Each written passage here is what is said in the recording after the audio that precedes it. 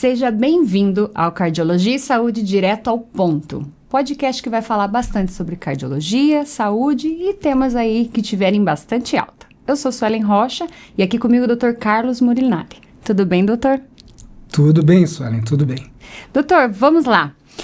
Vamos começar então se apresentando para o pessoal que estiver nos ouvindo, começar a conhecer um pouquinho quem que é o Dr. Carlos Murinari. Conta pra gente então um pouquinho da sua história, doutor. Tá. Veja, eu acabei escolhendo medicina, né, até por um fluxo natural da minha família. Tinha muitos médicos na minha família há 40 anos atrás, já médicos que tinham um significado importante aqui para o Paraná e tudo. Então, naquela época, a gente era médico, advogado ou engenheiro, né? Não tinha Eram só três profissões, né, doutor? É verdade. Exato.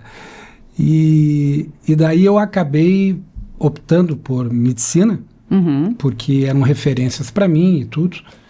E eu me formei passei na Federal do Paraná, me formei em 82. Naquela época eu tive a oportunidade de fazer os meus estágios nos Estados Unidos, porque havia um convênio e uma legitimidade entre a Universidade de Miami e a Universidade Federal. Então eu fiquei toda a parte de estágio nos Estados Unidos. Certo. Aí voltei para o Brasil no 6º ano, peguei o meu diploma aqui no Brasil, e no ano seguinte eu voltei para os Estados Unidos, onde eu fiquei até meados de 87, onde eu fiz a minha formação cirúrgica geral. Sim. E voltei para o Brasil em São Paulo. Por quê? Porque naquela época havia um frenesi muito grande da cirurgia cardíaca, etc. E é uma coisa que me encantou muito, porque assim, mexer com o coração, era uma cirurgia né, uma cirurgia de alta complexidade e tudo. Sim. E eu tinha uma formação geral muito boa e eu disse, poxa, eu vou fazer cirurgia cardíaca. Aí quando eu fui para São Paulo, eu tive a oportunidade de entrar num serviço de cirurgia cardíaca para formação e trabalhar com pessoas que, quem sabe, muitas pessoas nem lembrem mais, mas foi a primeira pessoa que fez transplante no Brasil, que é o Dr. Zerbini. Sim. Né? Ou a família Jatene, o Dr. Adib, Dr. Sérgio Almeida, etc. E fiquei 5 anos em São Paulo. Certo. Trabalhei em vários hospitais lá. Depois eu vim para Curitiba compor uma equipe de cirurgia cardíaca aqui, que estava inaugurando, que já tinha alguns cirurgiões cardíacos, eles me convidaram, eu vim, fiquei alguns anos, depois formei minha própria equipe. Certo. No decorrer fui para Leipzig, na Alemanha, fiquei um tempo lá para fazer cirurgia minimamente invasiva, depois voltei para Cleveland Clinic, nos Estados Unidos também. E uma das coisas interessantes também é que eu consegui fundar um serviço de cirurgia cardíaca no interior de Santa Catarina. Certo. Uma breve história assim, meu sogro era médico, né, ele já é falecido, era ginecologista obstetra, e a gente sempre ia visitá-lo e passava por uma cidade, ali no Alto Vale do Itajaí, que tinha um hospital espetacular. Sim. E tinha já uma hemodinâmica da Philips naquela época, mas muito moderna, que estava engavetada lá e parada. E eu sempre passava ali, a cidade se chama Rio do Sul. Sim, conheço. E meu sogro morava em Ituporanga, que é uma cidade ali pertinho.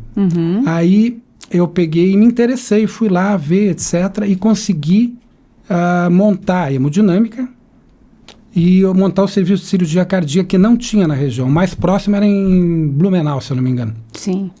E Florianópolis. Naquela época tinha muito pouco serviço em Santa Catarina. Daí nós montamos esse serviço, eu trabalhei um tempo, montamos a hemodinâmica e o serviço, que funciona até hoje. Sim. Dois colegas que trabalharam comigo, hoje tocam o serviço, né? E ele existe até hoje, sabe? Então isso foi uma coisa bem interessante também. Aproveitar esse gancho aí, doutor, que o senhor está falando, né, de histórias e desafios. Me conta então um pouquinho como é que foram esses desafios ao longo de tantos anos, porque pelo pouco aí que o senhor falou, se formou em 82, 5 anos aqui, 4 anos ali, foram muitos anos de estudo, né? Quais foram, doutor, os maiores desafios ao longo aí de 30, 40 anos de carreira? Acho que os desafios são muitos, né? Primeiro, a gente se adaptar às realidades de cada lugar, né? Sim. Isso é um desafio já. Culturas, né? Totalmente diferentes. E principalmente assim, eu acho que quando... veja, nós estamos falando de 35, 40 anos atrás. Sim. Então... as cirurgias de alta complexidade estavam assim já num ponto, mas ainda engatinhando. Então, para você trazer para um país que não estava tão desenvolvido em alta complexidade, porque nós tínhamos um centro muito grande em São Paulo. Sim. E o resto do Brasil, né? exato. Então, por exemplo, assim, quando a gente estabeleceu alguns serviços, a gente tinha que mudar protocolos de UTI, colocar prioridades, daí, por exemplo, os próprios intensivistas viam o paciente de uma forma diferente, né? Então, a gente tinha que deixar protocolos mais objetivos para a cirurgia cardíaca em si, maior rapidez, maior atitude, protocolos invasivos que não tinham ainda naquela época, como pressão arterial média contínua, enfim. Várias coisas que... E isso é complicado porque mexe com o ego de pessoas. Então, trazer coisas novas sempre é mais complicado. Né? Mudança é difícil, isso, né? é muito difícil. Principalmente que a gente... Por exemplo, uma coisa é você estar nos Estados Unidos, na Alemanha, e outra é você estar aqui, e outra é você ainda é você sair de uma capital para montar um serviço no interior, né? Entendeu? Que daí tem a sua logística, já tem toda a sua cultura, etc., mas se adaptou, né? E quando a gente fala de coração, precisa ser rápido, né, doutor? Agilidade. Então, talvez essas mudanças de protocolo sejam por isso, né? Precisava de... não só rapidez, como também ver parâmetros que não se vê em doente que não é cardíaco. Então, você opera um coração, o paciente está lá, ele precisa ser monitorizado de forma completamente diferente. E as atitudes que têm que ser tomadas rapidamente, sem dúvida nenhuma. Sim. Né? Mas tudo foi se adaptando e foi se colocando um pouquinho de rusgas, um pouquinho de dificuldade, de egos, etc. Acho que é normal, né, normalíssimo. Doutor? Normalíssimo, E aqui, sabe, eu acho que, por exemplo, a nível europeu e principalmente americano é muito mais fácil as coisas porque eles são muito protocolados no que eles fazem, né? Então você vai fazer uma coisa, protocolo A, fechou. É assim, acabou. Assim, ponto. É receita de bolo, né? Sim. E aqui, por exemplo, você institui um protocolo, algoritmo ou coisa parecida, agora que está começando a ficar uma coisa bem mais clara. Sim. Agora eu não diria, agora já está bem mais adiantado, mas eu digo, há 40 anos atrás era bem complicado. Sim, né? Então, porque essa tinha praticidade. aquele médico que era o que mandava e todo mundo tinha que fazer daquele jeito. Cheio de opiniões. Do jeito dele, né? Não era o exatamente. Hospital que arrumava um protocolo, um processo de qualidade, né? Essa é a grande mudança. Exatamente, mas aí com o passar do tempo, a gente vai adquirindo muitos estudos de trials muito intensos, muito numerosos, etc., e vai provando para as pessoas que aquele protocolo é o correto. Sim, funciona. É A, depois B, depois C, depois D. Claro que sempre tem o toque personalizado de cada coisa, e deve ter, né? Sim. Porque medicina não é uma coisa que é automática, né? Sim. Mas e é isso que nos diferencia das novas tecnologias de robôs, porque as decisões tomadas pelo ser humano são totalmente ainda diferentes. São importantes. Né? Ainda mesmo. são importantes. Ainda são. Ainda, né? E doutor, falando agora de cirurgia, o senhor já realizou 14 mil, mais, né? Mais de 14 mil procedimentos cirúrgicos. Tem algum que marcou de forma especial? Porque, né, eu acredito aí 40 anos de profissão, teve algum caso que o senhor ainda se lembra e fala, nossa, esse marcou minha vida? Eu tenho a impressão que a primeira revascularização, o primeiro sutiã a gente nunca esquece, né? A primeira revascularização do miocárdio sozinho também a gente nunca esquece. Então, essa eu fiz no Hospital da Beneficência Portuguesa, foi uma cirurgia, vamos dizer assim, fácil tecnicamente, mas foi a primeira. Sim, então, sozinho. A gente não esquece, sozinho, lá nos idos que é bom nem dizer o tempo, faz bastante tempo atrás, né? Faz quase 30 anos atrás.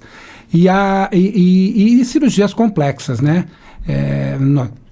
Nós conseguimos operar, por exemplo, aneurismas dissecantes de aorta na época em que nós não tínhamos toda a tecnologia que nós temos hoje. Hoje, por exemplo, você corrige um aneurisma de uma certa porção da aorta, cirurgicamente, e se ela se estender, você tem vários devices, vários aparelhos que resolvem o teu problema. Naquela época não tinha. E eu me lembro muito bem, era um homem de 40 e poucos anos de idade, que fez uma dissecção aórtica gravíssima, e nós conseguimos corrigir cirurgicamente, mas nós não tínhamos o device para pôr. Então nós fizemos uma técnica que se chamava tromba de elefante, que foi elaborado por um alemão. A gente estruturava ao inverso e depois jogava lá para baixo, e esse doente saiu sem plegia, sem nenhum tipo de sequela, vamos dizer assim. Super bem, tudo. E é uma doença assim que tem 80% de mortalidade depois de dissecado, né? Então, isso é uma das coisas que me marcou bastante, né? Porque a chance, né, de pequena, dar errado era muito grande. Hoje, por exemplo, a gente já teria uma chance bem maior. Isso que eu ia te perguntar, doutor, como é que foi esse avanço da cirurgia? Foi grande. Porque como o senhor começou a operar há muitos anos atrás e continua atuando de forma, né, muito correta, muito certa e de muita experiência, como foi esse avanço das tecnologias? Como que foi isso para você? Te ajudou? Melhorou? Melhorou muito. Melhorou muito. Eu acho que foi imensa, assim. A gente tem a destacar, por exemplo, as técnicas minimamente invasivas, que depois nós podemos comentar se você quiser. A gente pode citar a preservação do músculo cardíaco, né? Que isso é extremamente importante. Tem muitas cirurgias cardíacas que a gente tem que parar o coração para poder trabalhar. Algumas não. Né? Então, eu diria das duas formas. As que a gente tem que parar o coração, melhorou muito a preservação do músculo. Sim. Né? Por substâncias cardioplégicas. Elas são de altíssima qualidade. Altíssima. Hoje nós temos substâncias que nós paramos o coração 2, 3 horas sem o menor problema. Abriu a aorta, o coração bate. E a segunda é que a gente conseguiu desenvolver uma técnica que a gente faz a cirurgia com o coração batendo também. Isso não tinha naquela época. E a gente tem os devices, que são as próteses, assim, consegue intervir sem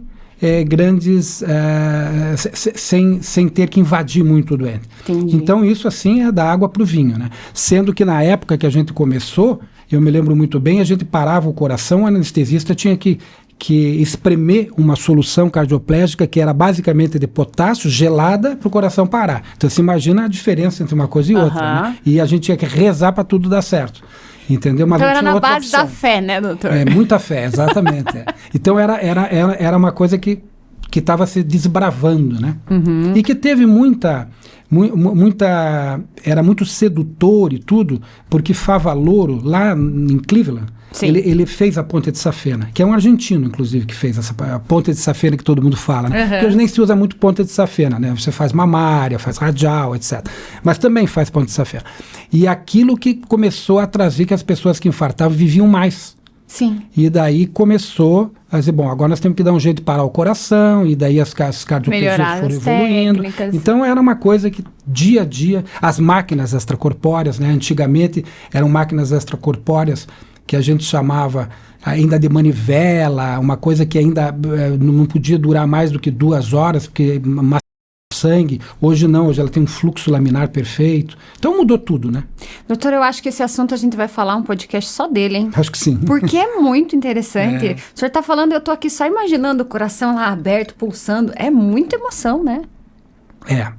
E me conta uma coisa, doutor, além das cirurgias cardíacas, eu vejo que o senhor se dedica à prevenção de doenças cardíacas e outras doenças, né, de forma geral. Como que surgiu esse interesse, doutor, de falar sobre isso e de levantar essa bandeira? Eu acho, surgiu da seguinte forma. Primeiro, são muitas cirurgias, né, e nós estamos falando de uma população meio fim de linha, né? Com todo respeito a todas as pessoas operadas, mas eu digo assim, a pessoa já chegou no limite da doença, né? Sim. Então, o próximo passo é disfunção. A disfunção é dividida de duas formas, uma tremenda insuficiência cardíaca ou morte, né? O desfecho é esse. Certo. Então, o que ele vai fazer? Botar stent, ele vai operar o coração, ele vai trocar a aorta, ele vai aí para frente. Então, são muitas cirurgias, vamos dizer assim, agressivas, no sentido, nós estamos lidando na ponta do doente, lá no final da doença, né? Certo. E a gente vê claramente, né, que hoje tudo isso é absolutamente viável de se evitar, ou pelo menos amenizar. Ou pelo menos fazer um diagnóstico precoce, vamos dizer assim. Sim. Você não pode prevenir, pelo menos diagnóstico precoce. Então isso é extremamente importante, porque se nós estivéssemos falando de doenças que, olha, infelizmente nasceu assim, não tem jeito, tem que esperar, vai operar e acabou, não é assim, né? Você tem a disposição genética, mas tem triggers, né, que são os gatilhos, que é a hipertensão, que é a má alimentação, que é exercício. Então eu me acho a essa altura do campeonato na obrigação de alertar isso e trazer essa informação de uma forma palatável, sabe? Isso eu acho que perguntar, doutor. Qual que é o papel da educação na saúde, né? Então, entrando um pouco nisso. Extremamente importante, né? Qual o papel nessa prevenção de educar, de falar? Mas se a gente for analisar bem, essa educação ela deveria ser feita nas escolas, deveria ser feita uma política governamental, ela devia ser feita com uma transmissão melhor. Desde a base, né, doutor? Desde a base, desde totalmente. Sempre. Gasta-se muito dinheiro em quê? Em procedimentos. Sim. E pouco em prevenção. E isso hoje afeta o mundo. Sim. O mundo inteiro.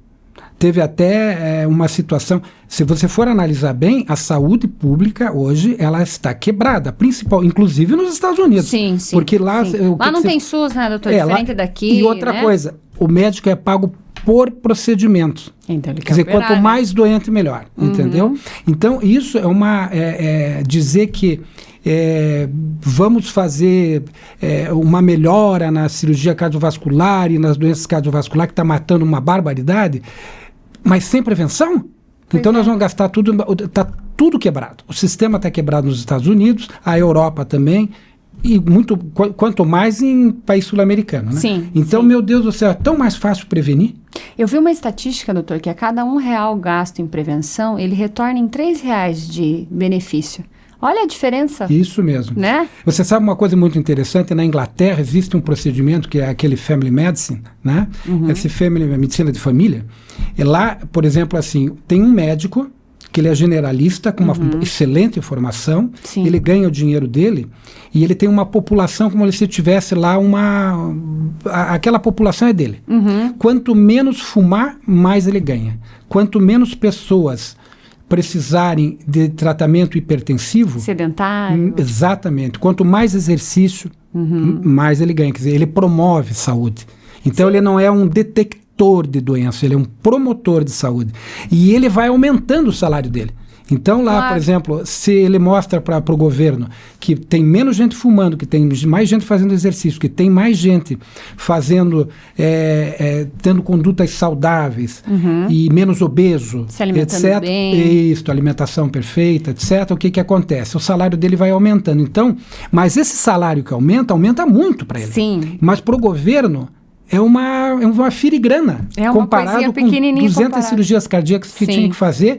E outra coisa, paciente que faz acidente vascular cerebral, são 2 problemas, né? Sim. Se ele morrer, já é um problema, mas se ele ficar vivo, que é a maior possibilidade, se for isquêmico, a reabilitação e a família, né? Sim. Porque daí é um problema para ele para de produzir, e a família tem mais uma pessoa para sustentar. Então, um problema seríssimo isso aí. E nós estamos saturados disso, né? Tanto financeiramente... como de uma forma social. Doutor, eu vejo que o senhor tem, né, muita vontade de falar sobre isso e é bonito de ver, assim, sabe? Aí me vem a pergunta, então, isso o senhor acabou de falar pra gente, é um dos motivos que inspirou a criar esse canal, o podcast Cardiologia e Saúde Direto ao Isso Ponto? mesmo, exatamente. Essa vontade? Isso. É tentar fazer conseguir levar de uma forma palatável, objetiva, Sim. As coisas da saúde. Claro que principalmente a parte cardiológica, né, que é a minha especialidade, mas as coisas da saúde em si. Porque, sabe, às vezes tem aquele mistério, principalmente coisas mais complexas, né? Sim. Tipo cirurgia cardíaca, neurocirurgia e papapá. Isso tudo eu acho que, claro, que existem casos e casos, e tem que se personalizar as coisas, obviamente. Mas, meu Deus, tem perguntas que precisam ser respondidas de uma forma bem objetiva. Sim, né? sim. E as consequências são bem claras também. E as pessoas, às vezes, têm uma certa dificuldade de levar isso para a população, sabe? Então, não enfeitar muito as coisas e tornar inteligível isso. As dicas de sucesso são simples, né, doutora? A gente só precisa passar, né, de forma alimentação saudável, Isso, exercício os físico, pilares, isso os mesmo. pilares básicos que fazem com que qualquer um tenha uma vida plena, Eu diria né? que é um grande começo. E a nossa população, ela envelheceu, né, doutor? Com o avanço da medicina, antigamente a expectativa de vida era muito menor, hoje em dia tá aí, as pessoas estão envelhecendo melhor, o processo de envelhecimento mudou. Mas se você sabe que eu estava vendo uma médica de Harvard falar, Sim. É muito interessante, tem um trabalho que foi feito sobre o envelhecimento da população em geral e de países como o Brasil, por exemplo, né? Você tem razão disso. Por que eles envelheceram? Porque os procedimentos complexos ficaram mais eficazes. Sim. Então, ninguém mais não, mas muita gente que morria de AVC não morre mais. Não porque preveniu, ele tem o AVC, mas eles conseguem abrir a artéria. Muita gente não morre de infarto, não porque preveniu. Consegue botar um stent. Não é curar, né? É levar um pouquinho a mais, porque curar seria a extinção da doença. Mas assim, por exemplo, consegue levar um pouquinho a mais com tratamentos que não existiam antes. Além das medicações, né, doutor? Além das medicações. Além das medicações. Então, isso faz uma longevidade maior, mas com um pequeno detalhe, com uma qualidade de vida péssima. Sim. Porque daí você não previne Alzheimer, daí a pessoa está viva, mas está fazendo xixi na cama. Sim. Então, uma série de coisas que precisa pontuar. E o que está aumentando hoje no Brasil? A geriatria. Sim. Por que não era interessante fazer geriatria antes? Porque não tinha idoso. Agora tem idoso, como tinha na Europa. Você vai na Alemanha, tem cada 3 quadras tem 2 geriatras. Agora está começando a se criar uma geração de geriatra, que eu imagino é necessário mesmo. Sim. É uma especialidade que precisa de gente boa. Por quê? Para cuidar dos idosos, né? Mas esses idosos, eles não precisam viver com sequelas, eles podem viver sem ter tido o problema. Sim. Simplesmente viver mais porque conseguiram prevenir o máximo. Por isso também, doutor, tem aumentado muito o médico de família, que é aquele que cuida desde o pequenininho até o mais idoso. Para tentar colocar essa ideia, né? De cuidar desde pequeno. Porque a nossa pirâmide está invertida, né? É isso. Exato. A pessoa tem um pequeno mal-estar, o cardiologista, entendeu? Mas é especialista, não quer mais ir no geral, então, né? Então, a base da pirâmide tinha que ser medicina de família, tinha que ser geriatra, pediatra, ginecologista e clínico geral. Sim. Ah, não deu certo. Poxa, tem evidências importantes de um problema. Aí vai para o neurologista ou vai para o cardiologista. Poxa, parece que aqui tem um problema oncológico, vai para o oncologista. Mas, meu Deus, a triagem ela tem que ser feita lá na base. Sim. Mas o que acontece? Começa pelo especialista já.